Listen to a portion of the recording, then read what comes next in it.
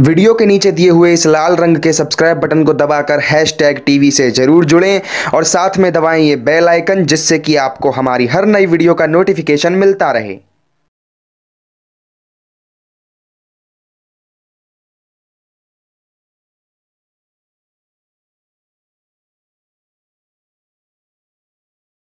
भगवद गीता में भगवान श्री कृष्ण ने अपनी प्रेमा भक्ति को योग, तप और दान से भी श्रेष्ठ साधन बताया है। भागवत पुराण में भक्त के गुण और लक्षण बताए गए हैं। कहते हैं कि भगवान की भक्ति समाज की सभी सीमाओं और बंधनों के परे होती है। ऐसी ही भक्ति की अनूठी मिसाल थे भगवान कृष्ण के मुस्लिम भक्त कवि रस खान। हिंदी के कृष्ण भक्त कवियों में रस खान का एक महत्वपूर्ण स्थान है। इनका जन्म 16वीं शताब्दी में दिल्ली के एक समृद्ध पठान परिवार में हुआ था। हालांकि इनकी काव्य रचनाओं की अलग अलग व्याख्या करने के कारण इनके जन्म के समय और स्थान को लेकर विद्वानों के बीच कई मतभेद हैं। कुछ विद्वान इनकी जन्मभूमि उत्तर प्रदेश के हरदोई जिले के पिहानी को भी मानते हैं, लेकिन ऐसे महान भक्तों के जन्म से ज्यादा उनके कर्म चर्चा का विषय बनते हैं। रस खान का बचपन का नाम सैयद इब्राहिम था। इनको उच्च कोटि की शिक्षा दी गई, जिससे कि ये फारसी, हिंदी और संस्कृत तीनों भाषाओं के ज्ञाता बने।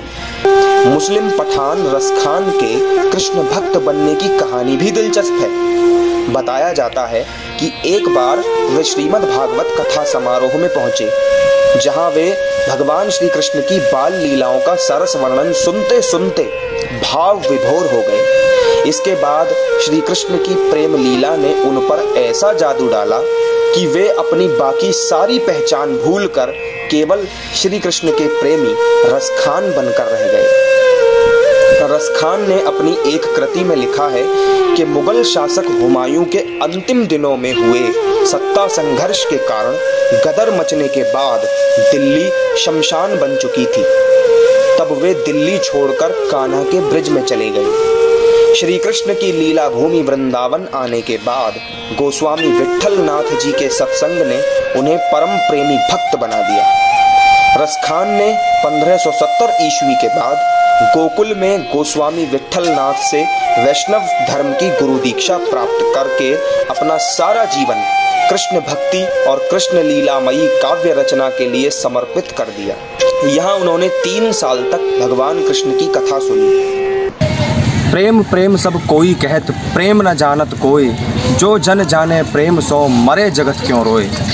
उन्हें रस खान कहूँ या फिर सैयद इब्राहिम, उन्हें भक्त प्रवर कहूँ या फिर किसी और उपाधि से सम्मानित करूँ, इस तरह की जितनी भी उपाधि उन्हें दी जाएं वो उनके लिए कम है।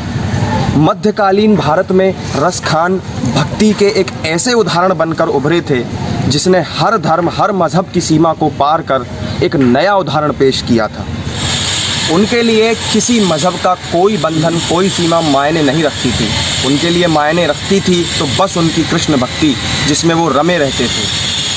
1533 ईस्वी में उनका जन्म माना जाता है, लेकिन इसके बारे में कोई लिखित पुष्टि या कोई प्रामाणिक दस्तावेज आज भी उपलब्ध नहीं है। ये अलग अलग विद्वानों के इसमें मतभेद भी हैं और कई अलग अलग ऐसे दस्तावेज हैं जो कुछ दस्तावेज उनको 16वीं सदी में जन्मा मानते हैं तो वहीं कुछ 15वीं सदी में। लेकिन इसके ऊपर विवाद हो सकता है कि उनका जन्म स्थान क्या था या उनका जन्म कब हुआ था, तारीख पर विवाद हो सकता है। लेकिन एक बात जिस पर किसी को कोई शंका नहीं होती तो वो थी उनकी कृष्ण भक्ति, जिसके चलते उन्हें रस खान की उपाधि मिली, जिसकी वजह से उन्हें कवि रस खान कहा गया। वो सिर्फ हिंदी ही नहीं बल्कि ब्रजभाषा और फारसी के भी बहुत बड़े कवि थे। उन्होंने श्रीमद् भागवत ग्रंथ का फारसी में अनुवाद किया और केवल इतना ही नहीं, उन्होंने प्रेम वाटिका, सुजान रस खान जैसे ऐसे कई ग्रंथों की रचना करी जिसको पढ़कर आप ये कह नहीं सकते कि ये ग्रंथ किसी दूसरे मजहब के व्यक्ति द्वारा लिखे गए।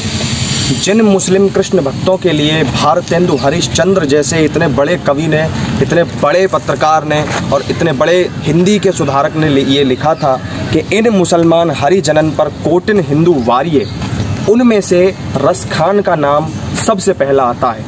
भक्त प्रवर रसखान ने ब्रज भाषा में अनेक छंदों और दोहों की रचना की।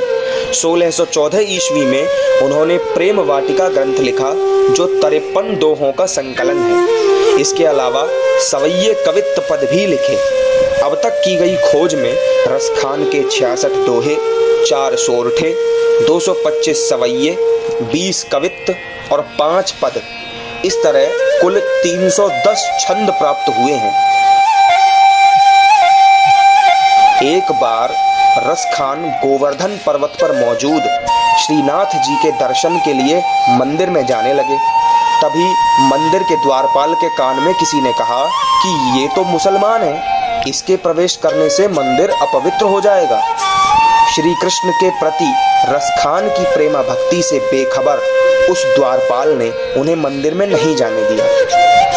अपने इष्ट के दर्शन न कर पाने की पीड़ा में रसखान 3 दिन तक मंदिर के द्वार पर भूखे प्यासे पड़े रहे और कृष्ण भक्ति के पद गाते रहे। माना जाता है कि इस तरह अपने भक्त की दशा देखकर श्रीनाथ जी के नेत्रों में आंसू आ गए। उन्होंने उसी पल रसखान को दर्शन दिए और उन्हें अपने गले लगा लिया।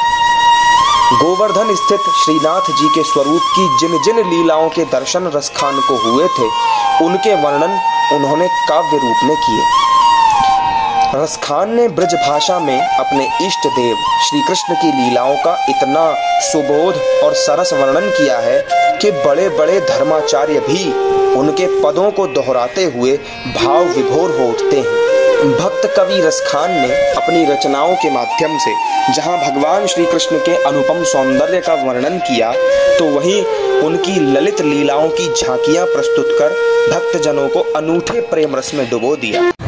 आज के वक्त में जिस तरह से सांप्रदायिक हिंसा और मजहब के नाम पर विभाजन करके जिस तरह से दंगे भड़काए जाते हैं और फिर उसके बाद खून खराबे होते हैं, वो सब हम जानते हैं। इसी युग में, इसी समय में रसखान जैसे भक्त भी हमारे सामने ऐसे उदाहरण हैं, ऐसी मिसाल हैं, जिनका अनुसरण करके, जिनकी बातों को समझ के हम कहीं ना कहीं एक कौमी एकता और एक सद्भाव कायम करने की तरफ बढ़ सकते हैं, उस तरफ कदम बढ़ा सकते हैं। आपने अक्सर हिंदुओं को देखा होगा, वो अजमेर शरीफ जाते हैं, वहाँ पर उन दरगाह पर चादर चढ़ाते हैं, और भी कई जगह दिल्ली में निज़ामुद्दीन औलिया की दरगाह पर जाते हैं, वहाँ चादर चढ़ाते हैं। वहाँ भी हमें एक तरह से सांप्रदायिक सद्भाव देखने को मिलता है। और यहाँ जब हम रसखान की समाधि की बात करते हैं, तो यहाँ पर भी हमें एक सांप्रदायिक सद्भाव का एक अनूठा उदाहरण देखने को मिलता है। रसखान का देहांत लगभग 85 साल की उम्र में 1618 ईस्वी में हुआ था। गोकुल में महावन के पास यमुना किनारे रसखान की समाधि बनी हुई है।